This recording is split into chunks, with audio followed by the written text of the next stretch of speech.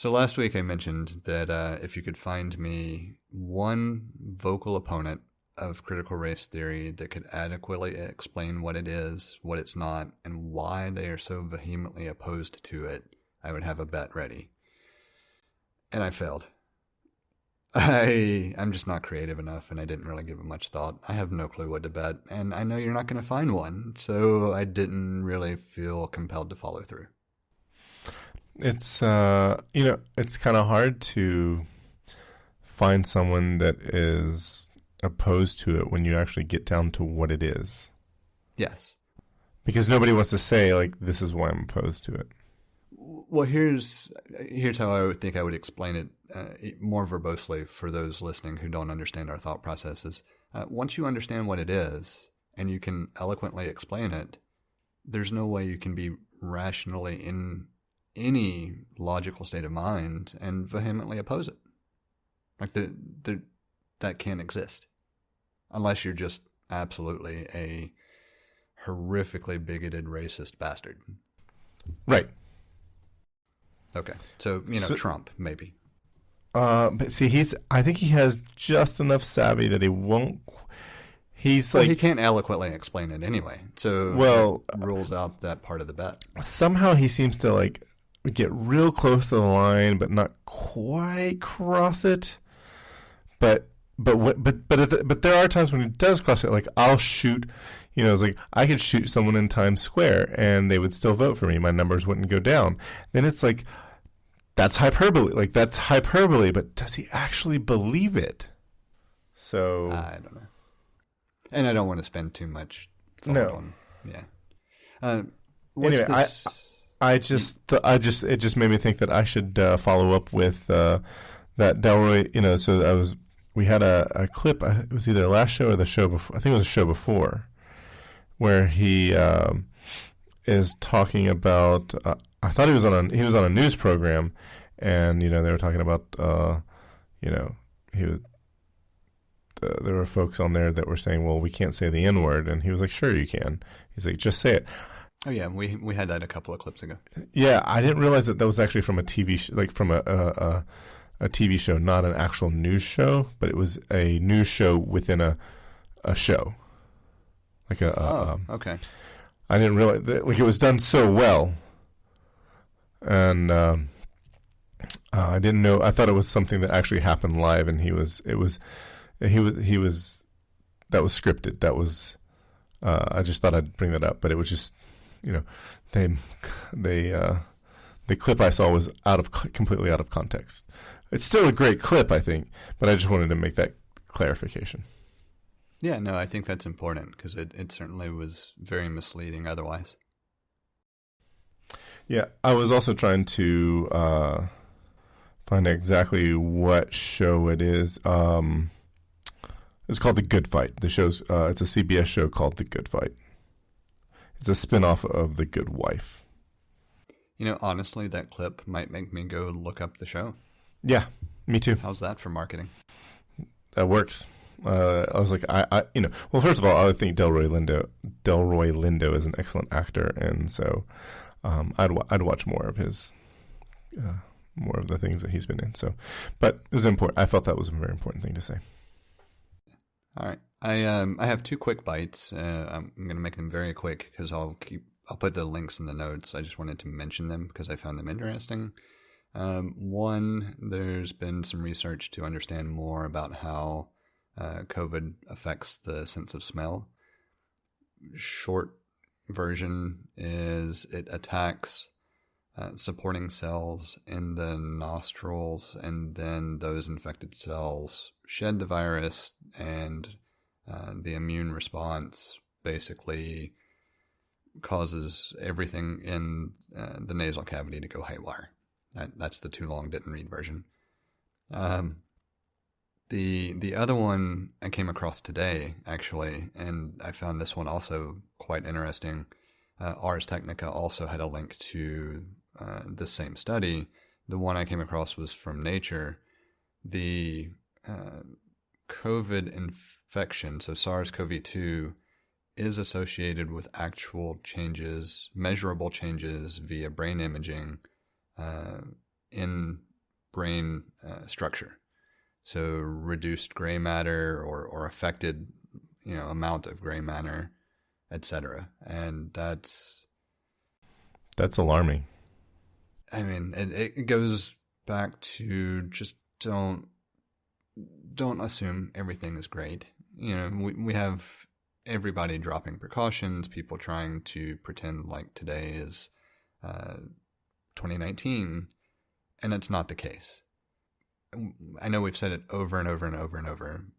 If you're not vaccinated, make sure you've had a conversation with your doctor and understand the choice that you're making. Plain and simple. All right, so those were the quick. I wanted to run through it quick because I want to get back to. I'm going to reference stuff that won't be in the show because we were talking a little bit beforehand and realized that a lot of kind of what we were chatting about, we might as well be talking about in the show.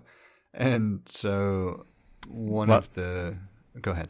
I was going to say maybe lots of little funk guitar riffs here and there. Yeah, I thought about maybe doing something like that, but I think honestly we're going to end up covering it all again either way.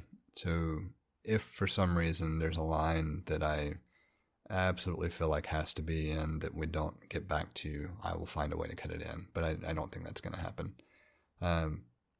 The question that we started with or that we were talking about that kind of prompted, hold on, maybe we need to pause here and get it into the show, was if you make racist comments, are you a racist? Right? Yeah. Did I paraphrase it a bit too much, or is that essentially what you?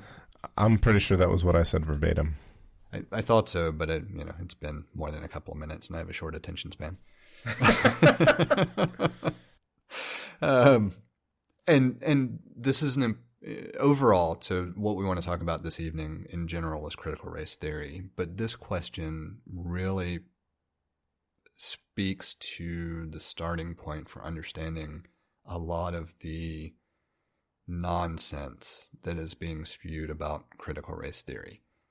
And so I wanted to start with this examination of, if you make racist statements, are you a racist? At its most basic level. My take on it is that whether you are racist or not is driven by your intention on what you are saying, not the specific words that you say. And I say it that way because if you have grown up and you're just speaking the things that you've heard over time, like it's what you've been exposed to. It's how you've learned to reference things. It's phrases that you've learned to use, et cetera, et cetera. Your intention could just be to communicate. Where it crosses the line to being racist is if someone stops you or corrects you or explains why this is problematic and you choose to continue to do it.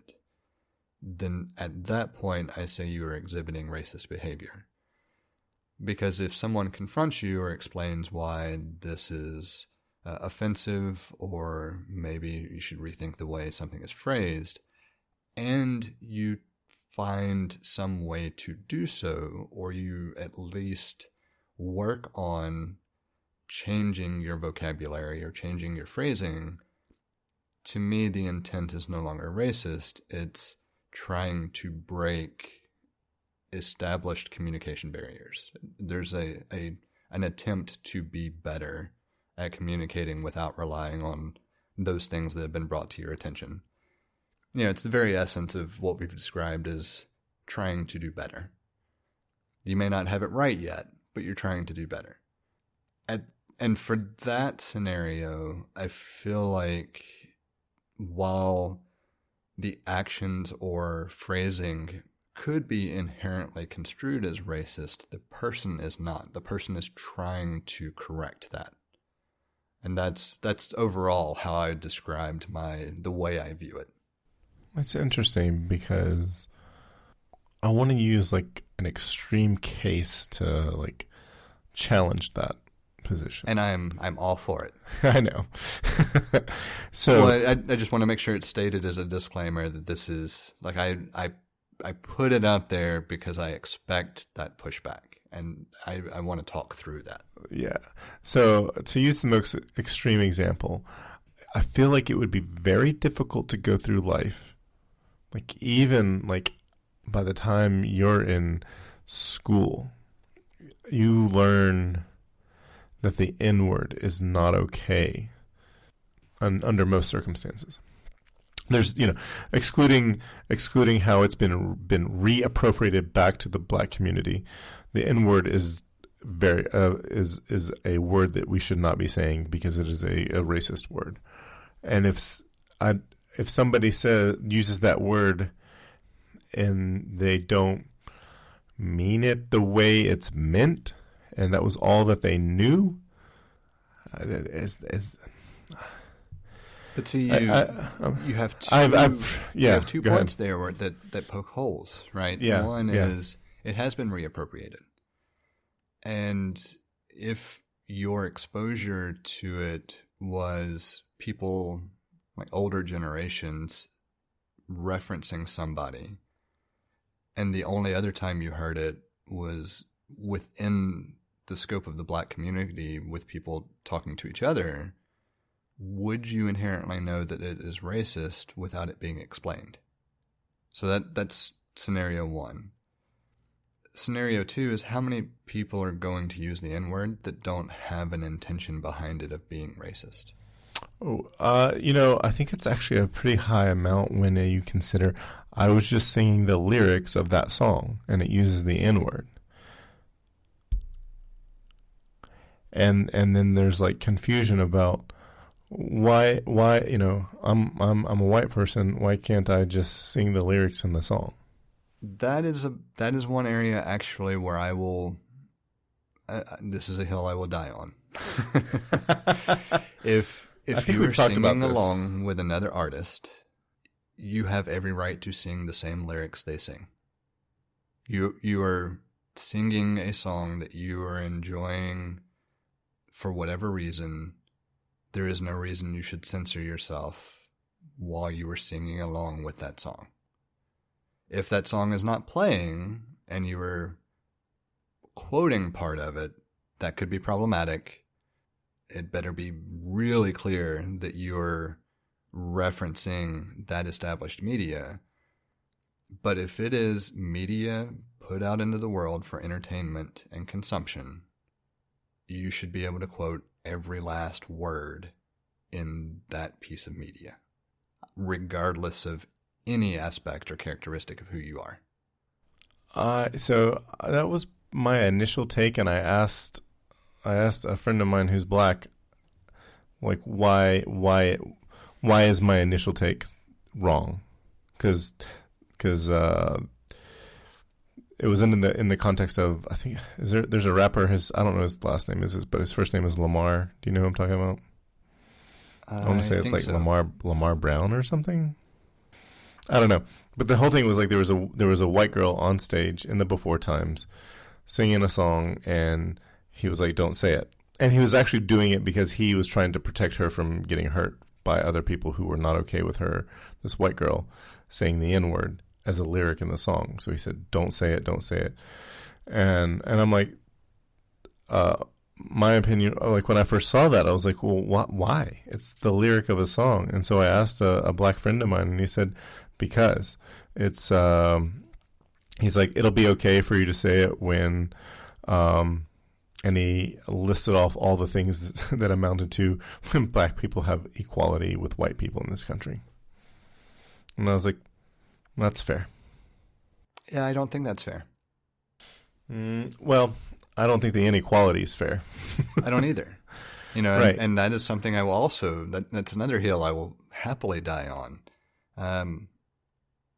But I think this opens up a broader topic in that you can't put something into the public sphere meant for entertainment, consumption, and repetitiveness and expect people to adhere to rules about what words they can or can't say because of a specific people. For example, thinking about Native Americans, how often do you hear someone say, well, you can't say Creek or Cherokee or whatever? Right? Redskin obviously is one that has come up repeatedly and has been one that's an issue. But when you stated the name of the Washington Redskins, you weren't going to say the Washington blank, right? I mean, at one point they didn't have a mascot; they were just the Washington team. Yeah, it was the Washington national football team or something like that. Yeah, yeah. But the point being that when you are referencing something that is in the public sphere and you are quoting it or performing it, I think it's bullshit to say you can't say a word in that thing until you have equality across the board. Those two things are not interdependent. Like entertainment and media has nothing to do with equality. Period. I think that it can be used to influence opinion on equality, sure. But when you start putting weight to a song's lyrics and whether you can repeat a part of a song based on social policy or equality or justice or something else, you're mental. That's not how you address it. Like, I just don't get the correlation. It is really what it comes down to. I understand that's a disconnect. I don't think it's a matter of correlation so much as why are you quibbling over you being allowed to sing this word in the lyrics of this song when I can't get a job because my name sounds too black? Like, there's the comparison. There's no direct correlative comparison, but I think it's just such a disgust with why are you making an issue over this when I don't have that over there? It's sort of, I don't know if that's misdirection or it's like it's ignoring the. Well, it's a completely backwards way of attempting to solve the problem. How many people are going to fight over singing a lyric? Well, it's not even that. It's like when people would talk about Colin Kaepernick, protesting peacefully at every NFL game. People would want to talk about, oh, this is such a problem or whatever. And I was like, I wouldn't discuss Colin Kaepernick's protest. I would discuss the problem. I would ignore the thing that they're talking about and discuss the other problem that he was trying to bring into Which is exactly how it should be. Right. Well, I think this is another way of doing that. It's like, I'm going to ignore your problem about saying this lyric and say, these are my problems. I think the phrasing is where I have a problem with it. It's not a problem about saying the lyric. Right? I mean, right. I don't think at any point anyone has been, well, I won't leave it that vague. Focusing in on, how we've approached the topic so far. The statement that I made was simply that if it's in the public sphere, if it's entertainment, if it's media for consumption, it should be able to be quoted in its entirety. It's not a problem if you do or don't. I really could care less. It's personal preference as far as I'm concerned. But it led to how some people view it as a problem and some don't. And this is where it pivots and this is where it becomes tricky. If you view that as a problem, you're missing the mark because that's not a problem and that's not the problem. And emphasizing that as a problem takes away from the legitimacy of what the problem is because you focus discussion and dissection of very much a spurious topic, right? It's a throwaway for those people who are already predispositioned to not caring what you have to say. And it's increasing a larger base of people who are just tired of hearing that you have a problem with every little thing, all of that effort, if it were just focused on, all right, this reminded me of a problem, I need to turn around and bring awareness to this problem. Not, you can't say that word until this problem is fixed. Yes. It's not that you can't say this word until the problem is fixed. It's like, essentially, this problem is unimportant because I have these bigger problems of inequality in my life. We have these bigger problems of systemic racism in this country. And adding to that then if you make somebody saying this word a problem, it detracts from focusing on the actual problem, which is why I have a problem with having a problem with that. Yeah, God, so it convoluted of a way to try to explain it.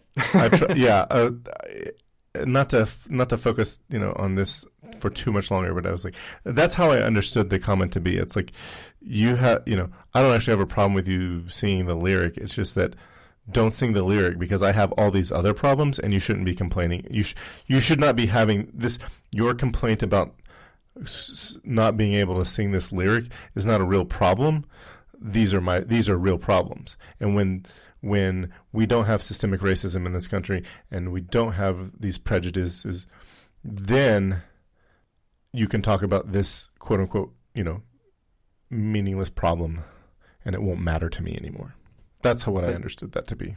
Right, but that's exactly where I find the logic flawed, because I don't have a problem with it. This other person has a problem with it, right? In this scenario.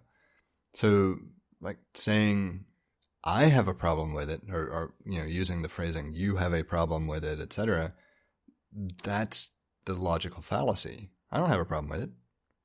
I have a problem with the real problem, and you're making me singing along with this song be a problem because of the real problem.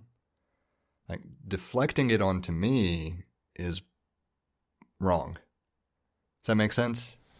It does, and I think I have to do what I did last time when we discussed this, and I have to say, like, the person who explained this to me isn't here and can't speak for himself. So I get it, and this is what makes it difficult, because, like, from my perspective, I'm trying to understand it. I really do want to know the perspective, and I know that I can't get it because it's not your perspective specifically, it's someone else's that changed your perspective, and so that makes it difficult to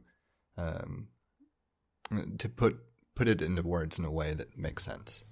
Yeah. So for me to get to where I've changed my perspective, I see as like, I'm not gonna say this word even though it's in a lyric of a popular song. If I were to be singing along with that song, I'm not gonna say that lyric because there are so many other things that are far more important than me complaining about people, whether right or wrong, people being upset about me singing this lyric. Because people would be upset about me singing this lyric. People would be offended by that because I'm not black. And whether it's right or wrong for them to be upset about it, it's really not worth putting any sort of effort into having that argument when there are all these other major problems that if those were solved, nobody would care. Yeah, and just for full disclosure, like, I don't think there's more than maybe one CD in my entire music library that even contains that word. Like, this is definitely not a genre of music I listen to typically, and so it really doesn't affect me. It's just, for the sake of discussion, it was a very interesting concept. Yeah. Well, I was going to say, I didn't hear Straight Outta Compton until I heard it in a period piece movie that came out in 2011 or so. And then I was like, this is cool music. It's not what I typically listen to, but I liked it, and there's a lot of words in here that I don't say. And none of them are damn shit, fuck, or cunt.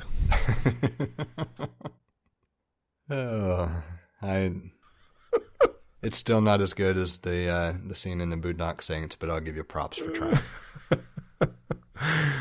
Anyway, so we were talking about critical race theory and finding someone who might know, because it's interesting that you chose this topic. I know we like alluded to doing this, but I found it interesting that you chose this topic because in addition to some of the other conversations that you and I discussed before the show, I had a conversation with a different family member of mine that, was kind of like made a comment about critical race theory and how it's like trying to be seeped into the school. It was kind of like, I see this as a negative thing where this is upsetting. And I asked this family member, I said, do you know what critical race theory is?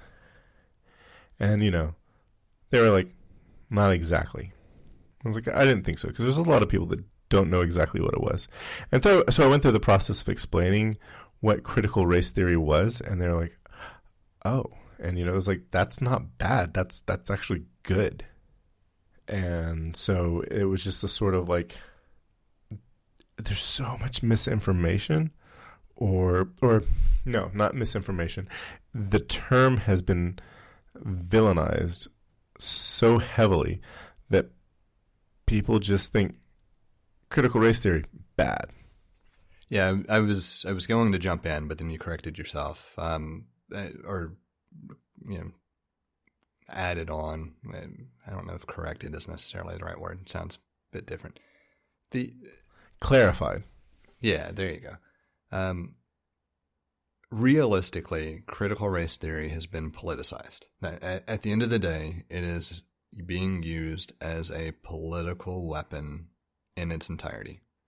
What critical race theory actually is, legitimately, and I will include links in the show notes, it's an academic concept that is well over 40 years old, and the core idea is simply that race is a social construct, which means that if race is a social construct, then racism is not just a product of individual bias, but is also something that is embedded in social systems and policies. Yes. It's that simple. I struggle a little bit with this for a number of reasons, but the primary reason I struggle with it is critical race theory is really just an expansion of labeling theory. Yes. And this is something that has been something I've argued for a long time. I know we've had the conversations before. Your whole adult life, right? Very much so. Before you even knew what critical race theory was. Yes. Because I experienced this too. Yes. So race isn't actually a biological thing. Like, let's just make sure this is extremely clear. There is no physiological difference in the way your body is made. Asterisk. Keep going. I know where you're going with it. But we are all a part of the same species. Yes. You can't subdivide Homo sapien by race. Thank you for saying that word. On a scientific basis. Yeah. Yeah. So there are differences that are molecular and physiological when you talk about the amount of melatonin in the skin and things that are, in essence, physiological based on region. I know where the asterisk was coming from. That's not my asterisk. That's not my asterisk. And that's fine. I know there are others that I'm not necessarily overly well versed in. The point being, though, once you get to Homo sapien, that's where the classification fucking ends. Right. So, and even you could even say that doesn't matter because my asterisk was one of irony, where I find it quite interesting that we define human beings as Homo sapiens. That's the species that we are. Oh yeah, technically it includes Homo erectus and all the other predecessors as well for human beings. Right, but they're different species. Right. So, Yeah, but what's interesting is that, and ironic is that those of African descent are more human than those of European descent, in that they have a higher percentage of Homo sapien genome than Europeans, because Europeans have a few percent more Neanderthal DNA in their genome. Hold on, we have to back up slightly. You pronounce it Neanderthal? Yeah. Interesting. It's even gotten to the point where they dropped the H from the pronunciation because people were saying Neanderthal. It's a German word, and in German the TH is a hard T sound. Interesting, because I've always heard even science teachers say Neanderthal. Yeah, I read oh gosh, it must have been 15 years ago now. I read an article where about 15 years ago they started dropping the H from the spelling of Neanderthal. I think it was an article in National Geographic, but there was like a big discovery that had been done that they were writing about some things they found with Neanderthals, and so that's where I learned that it's actually pronounced Neanderthal. And then I was like, oh, there's a I remember at the place I was working, one of the program directors' name was Sontheimer. He was from Germany, and Sontheimer was spelled the T had an H behind it, but you didn't pronounce. It's not Sontheimer; it was Sontheimer. Like there was no H, and I was like, oh, so German must be. And then I read in the National Geographic article the correct pronunciation and the change in the spelling and so forth. And then I remember having an argument with somebody about it, and then I pointed well, this is where this. It's not my argument. This is what I've read, and so forth. But yeah, it was interesting. This is the first I've heard of it, so I had to pause for a second and just understand it. And I don't want to derail it any further either, because that's a nice little side digression. But I didn't know that. So yeah. Interesting. Well, you and I both like words and think about words, and words matter to us, and that's why when you said this is just a specific when it comes to labeling things, or did you say label theory? Yeah. So in sociology, it's referred to as labeling theory, and critical race theory would be an extension of that technically. Yes. Well, I was going to say in my late teens, I was like, we're all one race, or we're all one species. There's not different races. There's just different melanin content based on years, generations of exposure to the sun. So, duh. And so I always felt like, well, there's races. There are no races.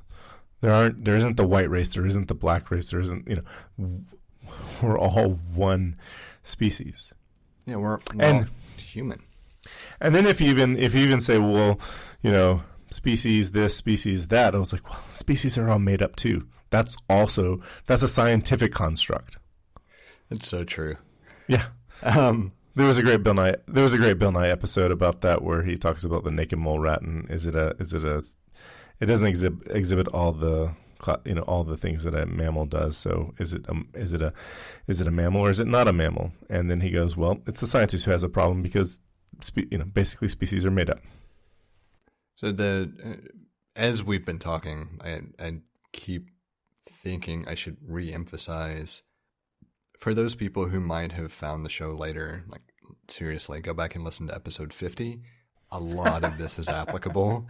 At the end of the day, what we're really getting to is we're all Earthlings. We're all a part of the same group of individuals that exist on this one planet in our solar system. And most of the differences that we have with each other are arbitrary. We are all brothers and sisters. Obviously there are, and I feel like I would be remiss in saying that there aren't some differences as a result of region, not in actually who you are compared to somebody else, as far as, you know, a person in Europe and a person in America and a person in the Ukraine and Japan. Like we're all, you know, physiologically similar. There are behaviors and ideas that are different based on where you are. Let's not confuse that with something that is actually a fundamentally genetic difference, because the genetic difference, that argument doesn't play out. With the exception of a few biological and morphological differences, we're pretty much exactly the same, and the majority of our differences are social, cultural, all constructs that are, yes, of our environment. Yeah. Yes. And it's important to also emphasize that environment is both physical, as far as the actual environment you are in, and cultural, with influences and ideals and everything else. Like, this is why I intentionally point back to labeling or labeling theory as problematic. And the perfect example is the United States Census. Mm-hmm. Technically any United States form for some reason. But we ask about race and we ask about ethnicity. And neither one of those matter at all for the purpose of the form. And we'll take the census as an example. You need to know how many citizens versus non-citizens. That's it. How many people in the house? You don't need to know jack shit about what somebody identifies as a made-up label of race or ethnicity. None. It has no bearing whatsoever on the rest of the questions. We use it as a way of categorizing people because it's convenient. No, they use it to fucking gerrymander the country. I was being a little more generous, but yes, that too. And so, just bringing it back to the topic at hand, all of this goes into the idea behind what has been explained as critical race theory. And I'm going to take a moment and actually really point to a basic example that was provided in a article, actually, that I'll link as well.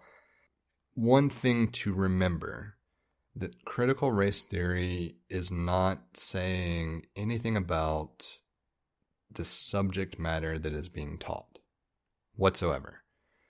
What it is very much a focus on the outcomes of processes and systems and how those can be changed, not this is what it means to be X, Y, or Z. And the example, I think, that kind of makes it easier to understand, I'm pausing for a second because I need to actually scroll to the right part of the note, and I know I need to cut that. So the example that kind of illustrates it well is that in the 30s, government officials literally drew lines around areas that were deemed poor financial risks. And those areas were predominantly inhabited by non-whites.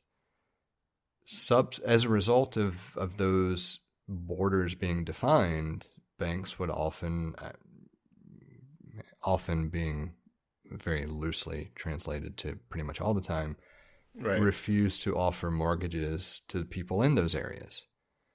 You can't tell me that that's not a policy and set of behaviors that exists as a result of identifying someone based on a physical characteristic. That's what critical race theory is attempting to examine and attempting to illustrate in a way that makes you say, maybe we should just erase those lines. And at that point, people are evaluated the same as the people that aren't within those lines. Like debt to income ratio, for example. Makes a lot more sense than, oh, you live in that line, you can't possibly know. Right. Like this is the essence of what critical race theory is trying to identify and explore and influence in academic circles. Ultimately what it leads to is that we don't want to lend you money because we don't want you being equals. And this is how we keep you down. It's one way of keeping you down in this particular example. And of course, this extends to every social construct. I mean, the whole point is that society is full of constructs and systems that, whether intentional or unintentional, proliferate this idea. And so we have to examine them in order to fix it. Good? Is this a good construct or is it a bad construct? Is it ultimately beneficial or not? And when I say ultimately beneficial, I'd also like to clarify, not just beneficial to white dudes.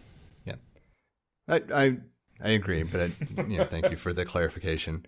But this brings us back to my fundamental argument, and this is where I have such a problem with a lot of the conversations we have around things. When we quit identifying subcategories of people, be it by race or by gender or by sexual preference or by hair color or by eye color, length of pinky, when we accept that people are people and we just classify people based on, are you a citizen of this particular country where we're asking you these questions, or are you not a citizen, so that we know specifically what legal rights you have, which are tied to citizenship. That's all we need to know. And we get rid of all the other fluff, then we quit thinking so much about it. How often would you enter a conversation and have some thought about somebody's color of skin if the only questions you were ever asked is, are you a citizen of the country, or are you not a citizen of the country? Are you American? Are you Brazilian? Egyptian? Israeli? Basically, how are we going to file your taxes? Exactly. All the rest of it is bullshit focus on something else. It's assigning a label for the sake of trying to subdivide it in a way that can be used however the consumer wants. So there are I'm sure there are reasons to use these labels. Like, you can find certain things that are different in the black population that don't exist in the white population, based on morphological differences in our bodies. But the problem here is that these things are being used for evil. Like this additional demographic information are being used for evil purposes. And if they weren't being used for evil purposes, it wouldn't matter. I'm going to do you one better. Statistically, it makes sense to try to subdivide groups into as many different specific identities as possible when you're trying to identify things in mathematical models. Mm-hmm. Most of the behavioral and social sciences are based on sampling groups and having corollary mathematical models to help influence decisions or understanding of what's going on. None of this was born out of anything nefarious. It's just that it continues to be proliferated in areas where it doesn't make sense to bring that information in. Not only does it proliferate into areas where it doesn't make sense, where it does make sense is also like that data is being used inappropriately. Like there are places where this information is important. And such as identifying populations where, let's just say, they're more likely to live in old housing with lead pipes, which actually we know affects genetic predisposition toward violence. I mean, any sort of medical study, this demographic information is important. The problem is it's that when you take this information and use it for bad, that's when you have a problem. And if you look at critical race theory, if we solve the prejudice issues that we have based on something we call race, or this construct of race, if you solve those problems, critical race theory is no longer necessary. And at that point, the labels don't matter. You could have as many labels as you want. Yes. I think the more important thing, or strike that, not necessarily more important, the more pressing thing to remember is that you have to be able to separate your identity from things that are applied to you by society and vice versa. Society does not dictate who you are, and you do not get to dictate what society is. You get to be a functioning or non-functioning member of a society. That's your choice. Society gets to label you as a functioning or a non-functioning member based on your actions. None of that is intertwined with how you are described, or how you are categorized, or how you choose to label yourself. Being able to abstract that is really something that I don't think the majority of people will ever be able to do. But being able to illustrate that with regard to data collection and reporting of findings and understanding what is presented from agencies based on the data collected, that's where it has to change. We can't continue to report on demographic information as though it means something. We need to be able to report on a population of people, and if there is a specific thing that is significant, that is commonplace among a subset of that population, be able to call it out for what it is. And that takes a change across media as a whole, right? Like it's not just in the realm of theory. It's not just in the realm of the scientific community. It's not in the realm of the individual for sure. It's being able to target a group where there is a concern and say, if you meet these criteria, you might want to be cognizant of this thing without having to rely on always breaking it down by the same labels over and over and over to where we think these labels have power.